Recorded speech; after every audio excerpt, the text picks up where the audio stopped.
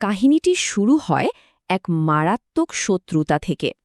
পক্ষীরাজ গরুর তখন প্রতিনিয়ত নাগ বা সাপদের শিকার করে খেয়ে ফেলতেন। গরুরের হাত থেকে বাঁচতে কালিয়া নাগ যমুনার এক নির্দিষ্ট অংশে আশ্রয় নেন, কারণ ঋষির অভিশাপে গরুর সেখানে গেলেই মারা যেতেন। কিন্তু কালিয়ার ভয়ঙ্কর বিশ্বে যমুনার জল মিশকালো ও মারাত্মক বিষাক্ত হয়ে ওঠে। বিষক্রিয়ায় আশেপাশের গরু ও পাখিরা মারা যেতে থাকে। তখন সবাইকে বাঁচাতে এগিয়ে আসেন ছোট্ট শ্রীকৃষ্ণ। নদীতে হারানো বল খোঁজার বাহানায় তিনি সোজা সেই প্রাণঘাতী বিষাক্ত জলে ঝাঁপ দেন। জলের নিচে শুরু হয় এক তীব্র লড়াই। কৃষ্ণ কালিয়ার ফনার ওপর নেচে তার বিশাল অহংকার একেবারে ভেঙে চুরমার করে দেন।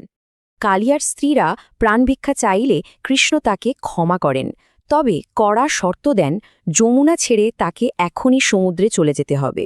সাথে ছিল এক চরম সতর্কবাণী, যাওয়ার সময় ভুলেও পিছন ফিরে তাকাবে না, তাকালেই সাথে সাথে পাথরের মূর্তি হয়ে যাবে।